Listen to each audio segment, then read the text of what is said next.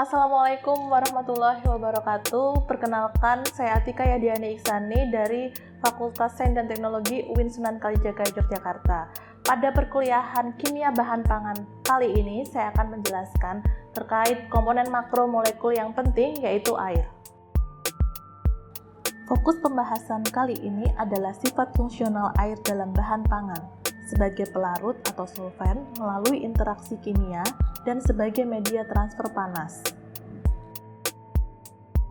Sebagai pelarut atau solvent, air berperan sebagai pelarut universal dalam bahan pangan. Air dapat melarutkan banyak zat seperti garam, gula, asam, dan beberapa protein. Ada dua interaksi kimia air sebagai pelarut. Yang pertama, interaksi kimia air dengan ion dan gugus ionik. Yang kedua, interaksi kimia air dengan senyawa hidrofilik non-ionik. Contoh interaksi kimia air dengan ion dan gugus ionik adalah larutnya garam dalam air. Adapun mekanismenya adalah yang pertama, interaksi dipol ion atau hidrasi ion. Molekul air memiliki sifat polar, dengan atom oksigen memiliki muatan parsial negatif dan atom hidrogen memiliki muatan parsial positif. Ketika NaCl dilarutkan dalam air, ion NaCl, Na+ dan Cl- akan terdisosiasi. Ion Na+ akan dikelilingi oleh molekul air dengan orientasi atom oksigen yang mengarah ke ion tersebut. Sedangkan ion Cl- akan dikelilingi oleh molekul air dengan atom hidrogen mengarah pada ion Cl-. Mekanisme yang kedua adalah gangguan struktur tetrahedral air. Dalam air murni, molekul-molekul air membentuk struktur yang cenderung tetrahedral melalui ikatan hidrogen, yang membuat molekul-molekul air saling terikat kuat. Namun, ketika ada zat terlarut seperti natrium klorida yang dapat terdisosiasi atau ion-ion tersebut akan mengganggu susunan ikatan hidrogen antara molekul-molekul air sehingga struktur tetrahedral air terganggu. Mekanisme yang ketiga, kekuatan ikatan air ion lebih besar. Interaksi antara molekul air dengan ion, misalnya antara H2O dan Na+ atau Cl- lebih kuat dibandingkan dengan ikatan hidrogen antar molekul air.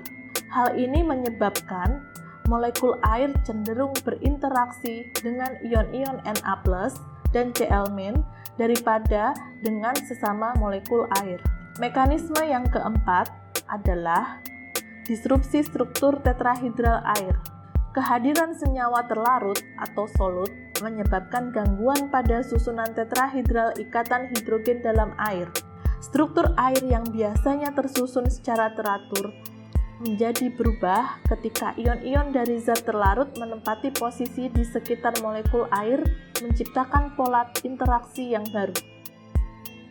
Interaksi kimia air sebagai pelarut yang kedua adalah interaksi kimia dengan senyawa hidrofilik non-ionik.